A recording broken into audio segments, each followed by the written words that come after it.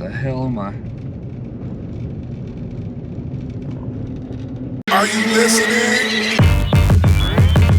Damn.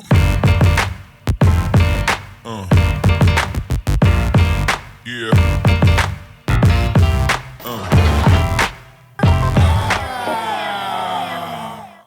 Frankie Trutanic with the Buick hit me up and told me, hey man, you want to go do some autocross driving? Sure, I'm down.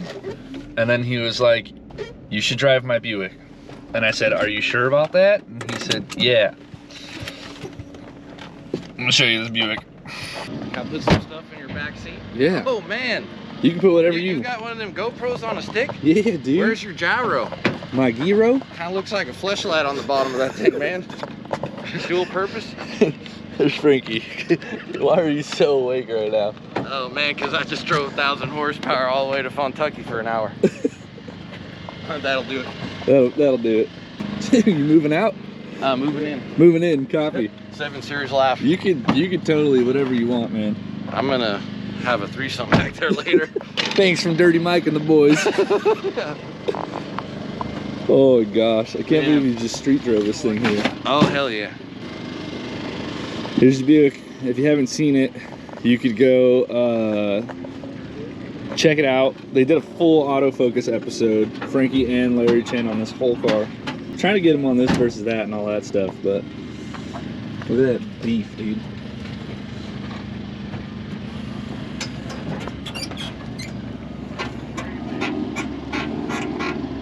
Is that supposed to do that? What?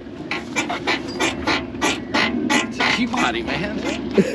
Is that a good G-body thing? You want to walk this track, or you just want to go? Yeah, no. You want to do it by braille? Let's go check it out. You've reached this point in your life where you said, I'm sick and tired of getting old.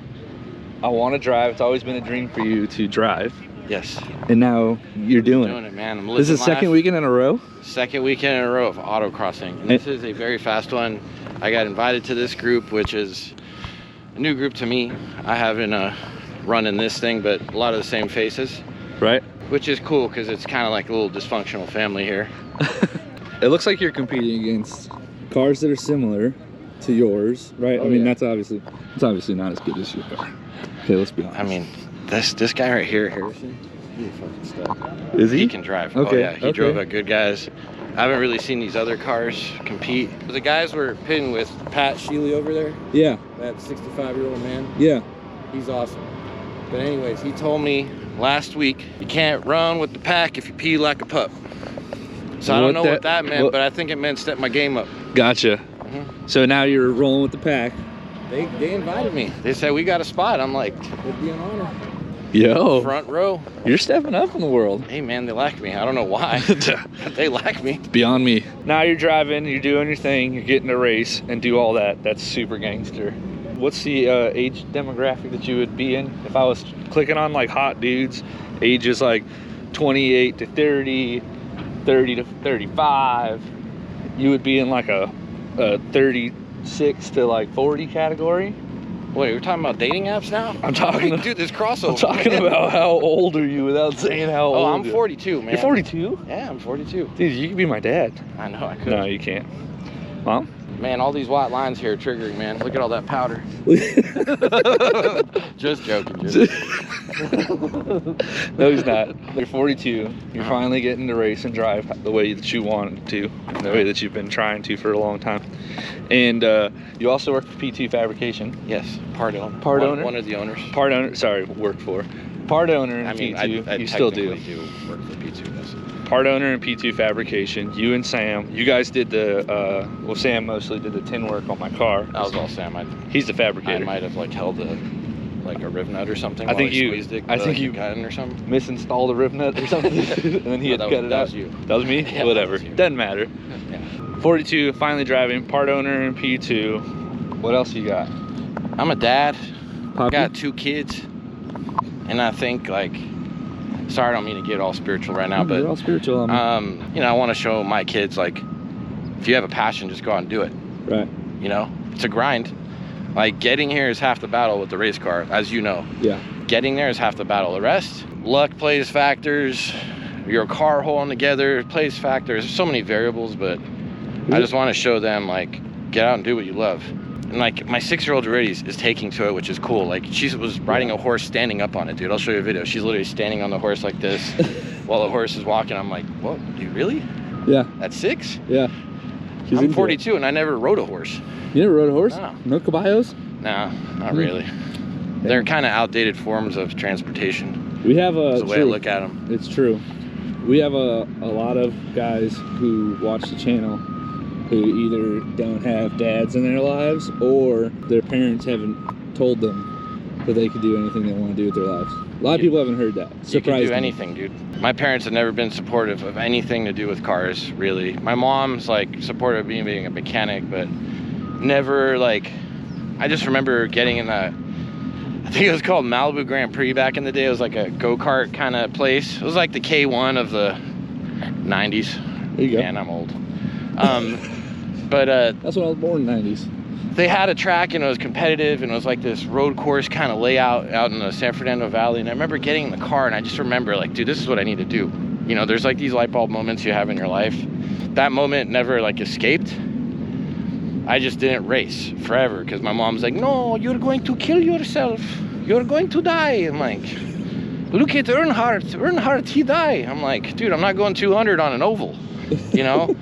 And Dale was my boy. Mom was a Dale fan, huh? I was a Dale fan. My mom saw me crying when Dale died. And she saw that how much of an impact that left. And then, you know, she always used that as like a point of reference. And then I moved to Arizona to go to UTI. One of my bosses was big into drag racing. And I remember like putting on the helmet and the first time I saw the Christmas tree, you know, on the starting line, like everything got quiet. Everything got quiet. And I wasn't nervous. I wasn't like, I don't get all that stuff. What do you mean quiet? Like all the noise in your head? Dude, our lives, like, especially living in like a society like we live in, even in LA, there's so much like sensory activity. There's so much shit going on and like your mind's busy and loud, you know? So I feel like doing anything that you can get like in that kind of state, it's almost like a tantric, like meditative state where you're just like everything just stops. And it like brings you back to those feelings like you had when you were a kid. Yeah. And that's what I'm trying to stay tapped into. Like, I think that's like one of the most important things in life that I see with like the older people I value. They don't let go of that kid. They might be responsible as kids, but they're kids. And it's no coincidence that the Sheelys like invited me in their pits because like that's the vibe they have. And last weekend at Good Guys, there's like a Friday, Saturday event, which is like 1987 cars and older. So they brought out 3 cars that were 87 and older. Then All American Sunday, they brought out another 3 cars. So they could be competitive because you can't run Sunday again. I'm like, dude, these guys just brought out another 3 cars. I'm like, who are these dudes? Yeah. And I was like, damn, man, this is it. Dad and son's homie, they just have fun. Like they go out and autocross all the time. They're up for a championship. It's just like, you know, you live your life. Yeah. There's a whole world out there. And if you're going to tell yourself like, oh, one day I'll do that, that's bullshit. That's a limiting belief. That's not one day. One day is now, today. Today is it. Like do it today. Make an action to get where you want to get to today. All right. Morning warm up. Ah, man. Morning warm up. Give me some. Yeah. There it is, boys. Frankie Titanic. Frankie on a mic. All right, let's finish this track walk and then see what happens. There's gonna be timers. I'm sure, like somewhere Stand here at a cone or something. Yeah. This is my first time with these guys, man. You're asking too many questions. This is my first time with you, so we'll see how this goes. No, it's not. Oh, no, it's not our first time like that. This is an 86 Buick. Not your traditional, not a traditional Regal autocross. T-type. I should have started with a Regal, not a T-type, because they're rare, and the Buick guys don't like me because of that, but whatever. They didn't fund my build, so Tell the Buick guys to suck it. I really like this gas pedal, like, edition. That's because my ankle's all messed up. Oh, there goes the guy right there. This thing is insane. So this is a car for the day. It makes a ton of horsepower. It does a lot of cool things. He's got the Hard Times edition Bravo, which will be released soon. Good God, this thing's gonna be super dope to drive. Sequential, handbrake, 3 pedals down there. That's pretty familiar. Steering wheel goes here. How hard could it be? What are you setting us to? Give us some secrets here. What do you got? I usually do 28 on the back and 30 on the front. That was kind of what the car liked before. You're an understeer type of guy. Kind of. Okay. And this car's heavy as shit. 4,000 pounds in the unit. 4,000 pounds? 4,000. How much horsepower? 930 on this setup. On this setup? With this setup. What happens when we start turning that knob in there? No, it's a pulley and a belt. When I do the little pulley, it's a lot more fun.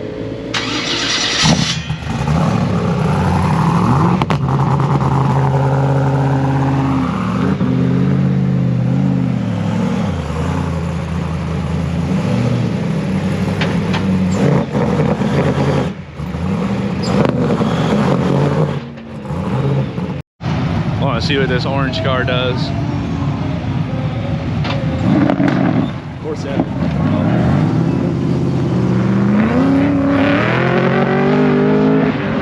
Oh yeah, there it is. She's warming up.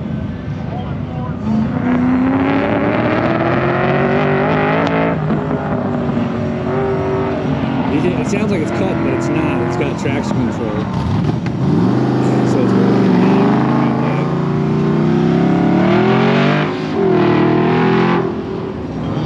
the good thing too is that he's got a long first gear, so he can get up to 70 miles an hour in first gear, which means he doesn't have to shift. It saves him a lot of time. Essentially, it's a go-kart. He's just sitting there gassing and braking, gassing and braking.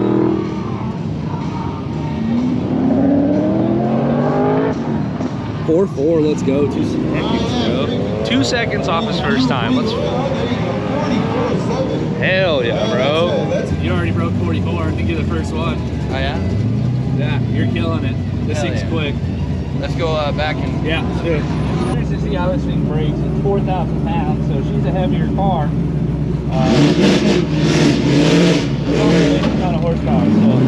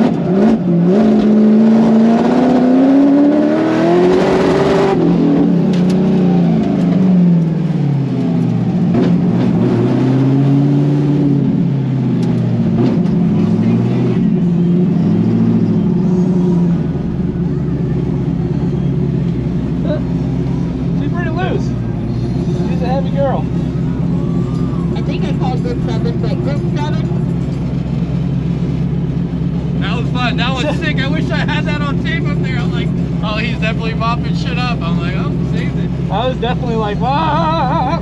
It's looser than I thought. Yeah. It looks like it has a lot more traction, but it doesn't really have that much. You want less? I want more traction. You want to activate more? I can, no, not that. You don't want any? Oh. The lean feels fine, but the tires feel loose. But they're cold, so let me go another.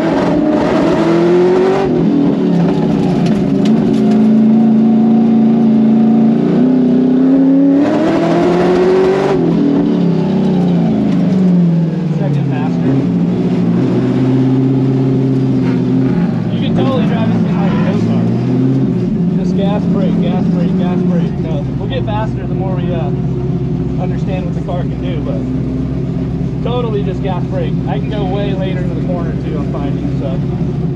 Let's try this with no traction control.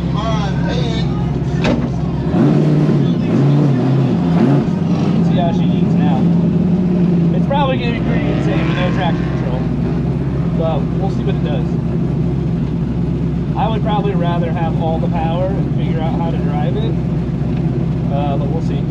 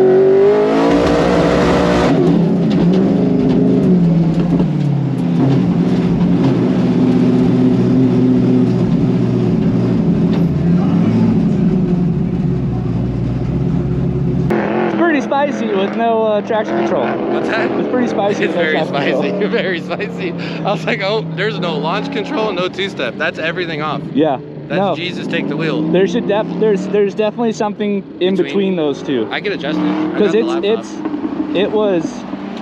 I did a 4.5 with it, and then I did a 4.5 without it. I could probably do a 4.4 without it once I get comfortable with what the car does.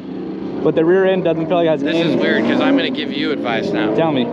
You gotta, if you're correcting any of your counter steering, you're going slow. Yeah. Definitely, if there's a sliding happening, it's going slower. Yeah. Other than that, you're carrying a shit ton of speed. All these guys are like, that was fun to watch. All right. So we made some tire adjustments. Frankie drove it. Do.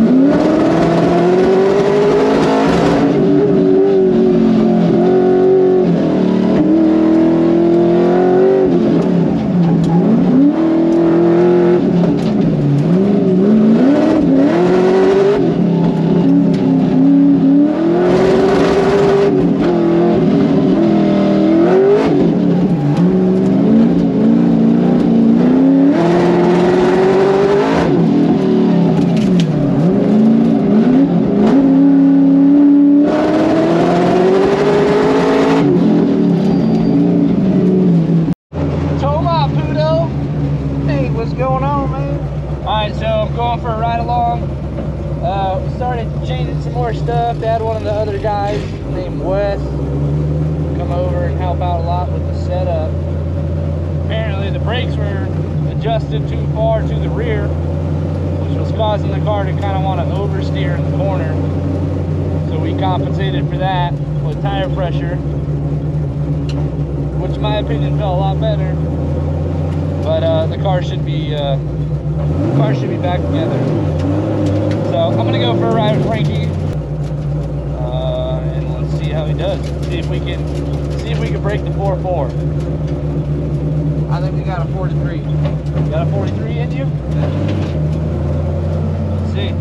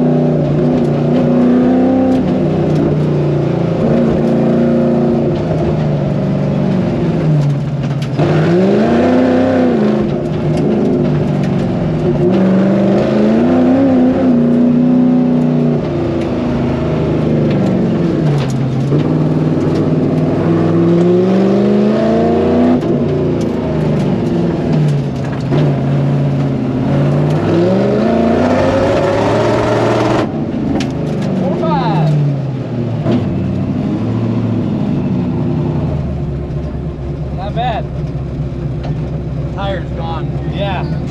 Your tires are shot. Gone. Lower the tire pressure now. Listen, brother.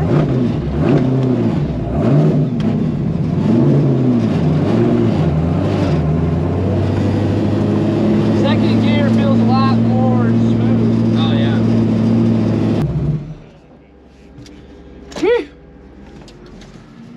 That was fun. You need some tires. Tires. I'm gonna get tires right now, but I don't think Kirkland Signature makes a good 200 tread wear. Shit. Costco. I don't think Costco sells them in bulk. No, man, I don't think they got anything for my car, man. They might not have anything, so. If there's anything I know about making tires work, it's dropping the tire pressure. Make the tires work. You're gonna sit here and tell me you didn't have more grip Where? with low tire pressure? They had more grip. It did, right? Yeah. You should just don't drop them as drastic, maybe, but bring them down to make these work. For tomorrow? Yeah, why not? 18 runs. Yeah, 18's fine.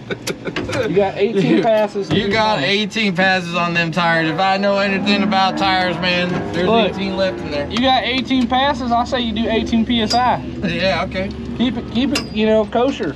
Copacetic. Whatever. Kosher. Yeah, check these tires out.